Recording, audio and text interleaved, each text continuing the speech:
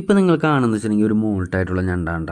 ഈ മോൾട്ടിംഗ് എന്നൊക്കെ പറയണമെന്ന് വെച്ചിട്ടുണ്ടെങ്കിൽ ഈ കാണുന്ന ഞണ്ടിന്റെ ഉള്ളിൽ നിന്ന് അത്യാവശ്യം നല്ല രീതിയിൽ കാൽസ്യം ഒക്കെ വലിച്ചെടുത്തിട്ട് പുതിയൊരു ലെയർ ഇതിന്റെ ഉള്ളിൽ ഫോം ചെയ്യും. എന്നിട്ട് ഈ കാണുന്ന തോട് പൊളിച്ചിട്ട് ആ പുതിയതായിട്ട് ഫോം ചെയ്ത ഷെല്ല് പുറത്ത് തന്നെയാണ് നമ്മൾ മോൾട്ടിംഗ് എന്ന് പറയുന്നത്. ഈ മോൾട്ടിംഗ് കഴിഞ്ഞ് തന്നെ ഞണ്ടുകൾ എന്ന് വെച്ചിട്ടുണ്ടെങ്കിൽ അത്യാവശ്യം നല്ല രീതിയിൽ തന്നെ സോഫ്റ്റ് ആയിരിക്കും, പഞ്ഞി പോലെ ഇരിക്കും. ഈ പഞ്ഞി പോലെ ഇരിക്കുന്ന സമയത്ത് വെച്ചിട്ടുണ്ടെങ്കിൽ ഈ കുഞ്ഞു മീനുകൾക്കൊക്കെ ഈ ഞണ്ടിനെ കൊത്തി തിന്നാൻ പറ്റും. അതുകൊണ്ട് തന്നെ മറ്റു ജീവികളിൽ നിന്നൊക്കെ രക്ഷപ്പെടാൻ വേണ്ടി ഇത് കൂടുതൽ മോൾട്ടിങ്ങിന്റെ സമയത്ത് നല്ല ചെളിയുള്ള ഭാഗത്താണ് ഇത് പോവാറ്. ഇത് എന്തിനാന്ന് വെച്ചിട്ടുണ്ടെങ്കിൽ ഞണ്ട് മോൾട്ടായ ശേഷം എന്ന് വെച്ചിട്ടുണ്ടെങ്കിൽ നമ്മുടെ ചെളിയുടെ ഉള്ളിൽ 2 കണ്ണ് മാത്രം പുറത്തിട്ടിട്ട് പതിഞ്ഞിരിക്കും. ഇതിപ്പോ നമ്മുടെ കയ്യിലുള്ള ഞണ്ട് ഏകദേശം ഒരു 150 ഗ്രാമോളം ഉണ്ടായിരുന്നു. ഇത് ഏകദേശം ഇപ്പൊ ഒരു 250 ഗ്രാമിന് മേലെ ആയിട്ടുണ്ടാവും. ഈ കാണുന്ന ഞണ്ട് ഇനി വെച്ചിട്ടുണ്ടെങ്കിൽ ഒരു മാസത്തിനുള്ളിൽ ഹാർഡായിട്ട് പിന്നെയും ഇതിന്റെ തോട് പൊഴിച്ച് ഇതിന് ഇരട്ടിയാവും. എനിക്കിന്ന് ഏകദേശം ഒരു 2 ഞണ്ടുകൾ മോൾട്ടായി കിട്ടിയിട്ടുണ്ടായിരുന്നു. രണ്ടും ഒരേ വലിപ്പമുള്ളതായിരുന്നു കേട്ടോ. ഇതിപ്പോ നിങ്ങൾ കാണുന്ന വെച്ചിട്ടുണ്ടെങ്കിൽ നമുക്ക് വേറൊരു ദിവസം കിട്ടിയ ഞണ്ടാണ് കേട്ടോ. ഇത് ഏകദേശം ഒരു 330 ഗ്രാം ഉണ്ടായിരുന്നു. ഇപ്പൊ ഏകദേശം ഒരു 550 ഗ്രാമിന് മേലെയുണ്ട്. ഇത് ഞാൻ വാങ്ങിച്ചെന്ന് വെച്ചിട്ടുണ്ടെങ്കിൽ കിലോഗ്രാമിന് 550 രൂപക്കാണ്. ഇനി നമുക്കിത് ഹാർഡായിട്ട് വെക്കുമ്പോൾ കിലോഗ്രാമിന്